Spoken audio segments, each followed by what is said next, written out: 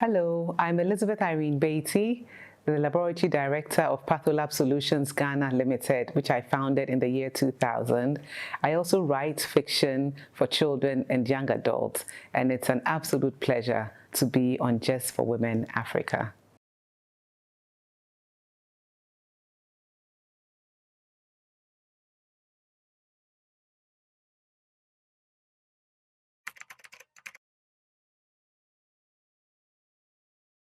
When I was a child, the only profession I could ever imagine for myself was being an author. I loved books. I read books. I ate books for breakfast, lunch, and dinner. But you grow up. I went into secondary school. I was good in the sciences. And my father was quite an encourager when it came to me applying myself in other areas. And I think it was largely due to my father's inspiration or encouragement that I dove further into the world of the sciences. My first love was literature, but I found the sciences fascinating. And when I was going into university, clinical chemistry was a choice for me because I began to think that I'd like to own a medical laboratory one day.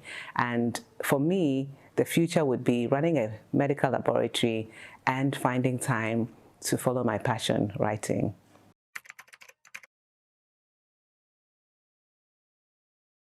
Growing up, I was surrounded by working women. My grandmother, whose house we lived in, was very busy, my mother, and my aunt as well. For me, entrepreneurship was a natural direction because that's what I saw. I saw women working and I saw the freedom that it gave them managing their businesses as well as finding time to manage their families as well. It was almost non-negotiable that I would go into entrepreneurship as well.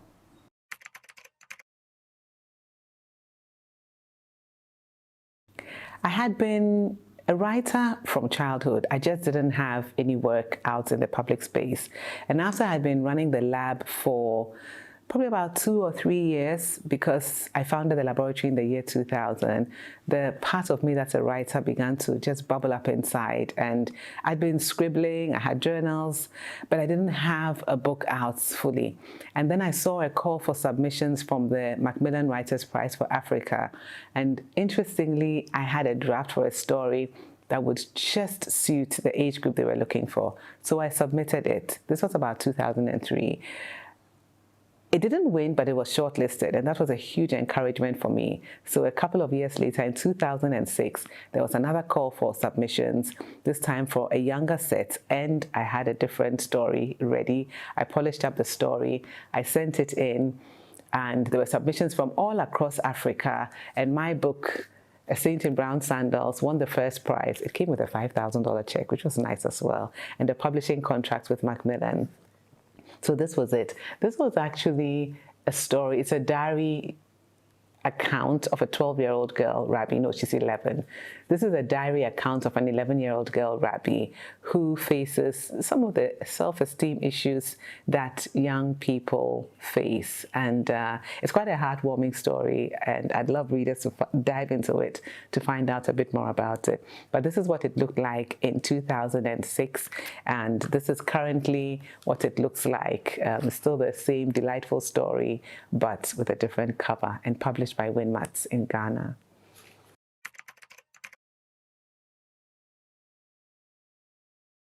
After A Saint in Brown Sandals, I was very excited to get published, and I began scribbling. I had all sorts of stories in my head and in my heart. And one day my dad called me and he said, "Babs, I saw an article in the newspaper. You might be interested in looking at it." So I looked, and it was a call for submissions.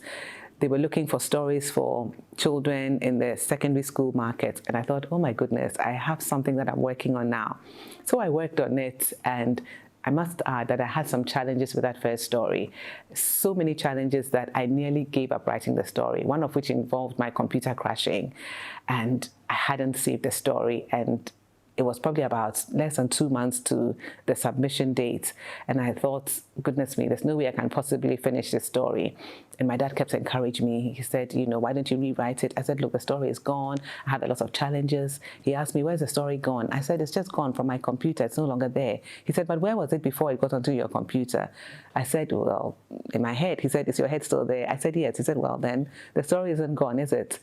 And my dad just kept pushing me And one day I thought, you know what, he's right. So I just sat down and just began scribbling out the story. I had a new laptop, just writing as fast as I could.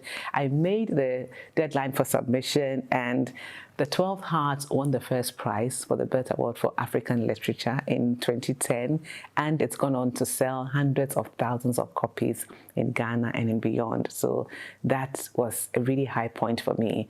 And that sort of assured me that, you know something, you are a pretty decent writer. So following on from that, I wrote The Dorm Challenge, a sequel to that, which also won the Burt Award for Young Adult African Literature, and its sequel, a couple of years after the Dorm Challenge, also won the Burt Award for Young Adult African Literature. And these three books follow a high school girl, Mercy, in her first and second year of senior high school. And it follows the friendships that she makes. It follows the mistakes that she makes. It follows her highs and her lows and just her personal growth. And so many young people identify with them. Now, after that, I wrote The Lion's Whisper. The Lion's Whisper was inspired by events in Ghana in 1979 when there was the military coup. I was only about 8 or 9 at the time, but it was a very traumatic time for me.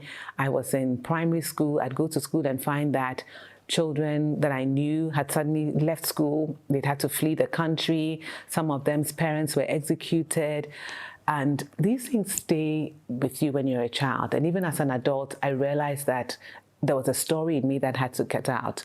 So this is a story of a young boy who makes friends with his family's enemies against the backdrop of a military coup. And The Lion's Whisper was also an honor book for the young adults African literature for the Burt Award.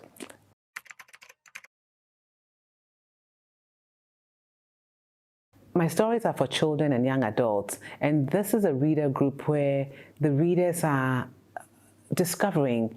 There's so much to learn, and particularly for some of the younger readers, and even for the young adult readers, some things are new, some things are strange, exciting, scary, and I'd like to leave my readers with a feeling of empowerment. I'd like them to feel that there's love in this world. I'd like them to know that there is hope in this world. I'd like them to know that within them, there's a strength and there's a courage that is often just waiting to be discovered, and that a lot of the adversity that they face in life is an opportunity for them to find out how strong they actually are. So you will find that my books have themes of friendship, of love, of hope, of overcoming fear, and so forth within those stories.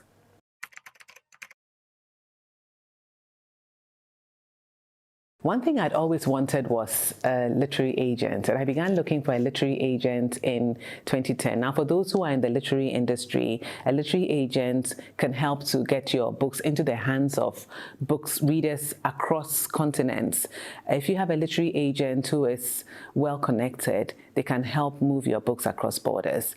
And magically in 2019, I say magically because it did happen for me almost magically, I was signed up by Sarah Odedina, my wonderful agent. And through Sarah, I have published Crossing the Stream. This is one book, but so far published in Italy, published in the UK, published in the USA, published in Ghana, published in Portugal, and that's doing quite well. And its sequel, Flying Up the Mountain, this is a US version of it. It's coming out in the UK next week, and it will be coming out in Ghana at the end of the year, and also in Nigeria.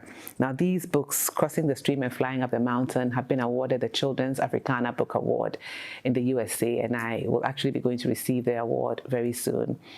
And for me, this is extremely gratifying because trying to run the laboratory and do my writing has always been and remains quite challenging. A big drain on my time, but it's wonderful to see that the hard work is all worth it. The readers love the books, and the books themselves are doing quite well when it comes to receiving recognition.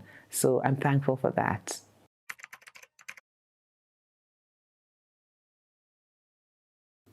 Running the lab and writing is challenging. I don't even want to sugarcoat it. For anybody who wonders how this is done, it requires a lot of discipline.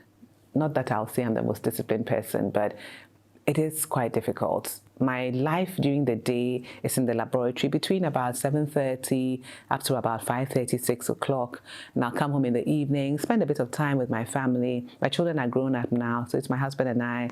We have a conversation. I'll probably do some exercise, and then I'll sit down to write, sometimes maybe about 8 p.m. when I'm tired. But I always say the book doesn't write itself, so I just sit down and push through. And some days I get more writing done than others. Sometimes I get home so tired that I can't even write anything at all, which means I'll have to try and make up for it over the weekend. But it's a delicate balancing act. It's hard work, but it's ever so rewarding. And that's something I'd like to encourage anyone who is interested in this with. If you are a writer and you're wondering where to find time, the time doesn't create itself. You have to make it. You have to push through the tiredness, but it's always worth it.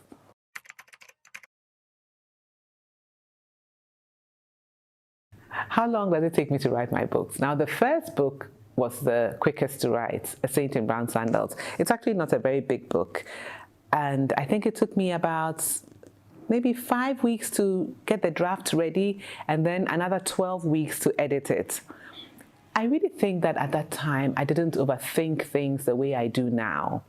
Now I probably think a little too hard and a little too long about what I'm writing, because each book has taken me longer to write. Admittedly, the books are also getting a little bit longer in length, but the current one I'm working on should have been submitted to my agent last year, May. That's 2023 May, and we're in 2024 September, and I'm still not done. But I do believe that it's going to be all the better for the wait. So a book can take anything between about, I'd say a minimum of about 6 months, and probably up to about 2.5 years to finish.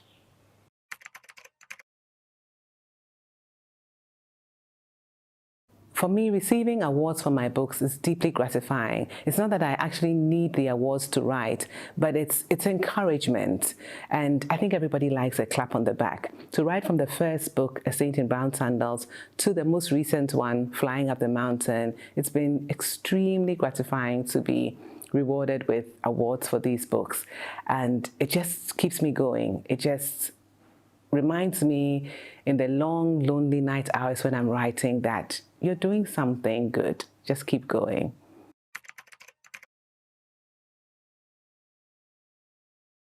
For anyone who desires, dreams of becoming a writer, one of the first things I would advise, suggest, is to make sure that you're reading great books, particularly books in the genre that you would like to write in, because people do some very, very good work, and you can only be inspired when you see what's going on out there.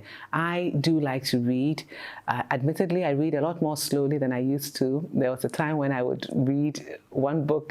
Every 3 days I'd be done with a book, but now it takes a lot longer to finish a book. But I think that's the first thing, to make sure you're reading good books, because if you have that writing spirit, you're just feeding that spirit by reading good literature. So just keep reading, read good books, and read widely. And then there's a discipline of writing. You actually have to write. The book is not going to write itself. So just sitting yourself down every day, that's what I do. That's what I try to do. I should correct myself, because I admit there are some days when I'm too tired. But ideally, just getting down, I like to describe it as getting some glue, putting it on your bum glue, sticking your bum down on a seat and writing every day, even if it's just one sentence. At the end of that day, you'll be one sentence ahead. So the discipline of writing, the discipline of sitting down every day to get your work out, and then finally editing, being prepared to look at your work critically, give it to somebody to look at, be prepared to cut, to revise, to rewrite, in order to make sure that you've got the best version of your book out. With one of my books, Crossing the Stream, I handed it into my editor, and when she came back, she had notes. I think it was about 19 pages of notes, and I looked at her notes and I realized this is not revision, this is a rewrite. I'm rewriting this book. So not being so married to your initial manuscript that you are unwilling to make any changes, I think that's important, because revision always makes work better.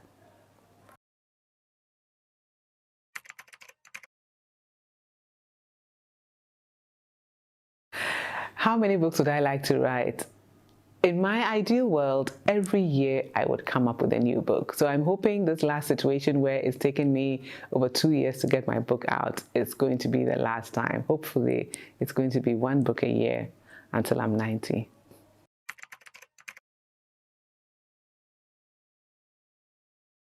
As a clinical biochemist and the founder of Patholab Solutions Medical Laboratory, I'd like all our clients to feel that they have received an excellent service from us. For those in the corporate world, I'd like to believe that they have a deeper understanding of what it is to stay healthy. And for those in the clinical settings, I'd like them to believe that they are constantly receiving an extremely professional service from us. And of course, the Patholab team, I'd like them to just enjoy working together in a team and doing what it takes to work to a high standard and to ensure that we are satisfying our clients as much as we possibly can.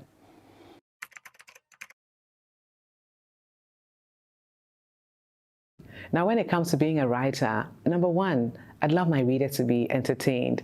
I'd like them to have a book that makes them smile. I know a couple make you cry, but largely a book that stays with you in the heart, a book that resonates with you, a book that makes you feel braver, makes you feel more hopeful, and makes you more willing to open your heart to what it is that the world and its people have to offer.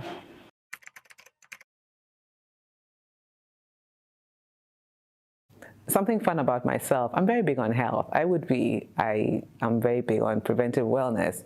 At the same time, I like chocolate and I like cake. So it's always a struggle to eat just a little bit in order to keep things balanced.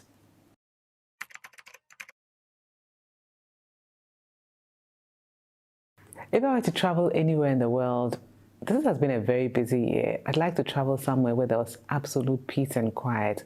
Perhaps some tropical island. It would have to be tropical because I don't like to be cold.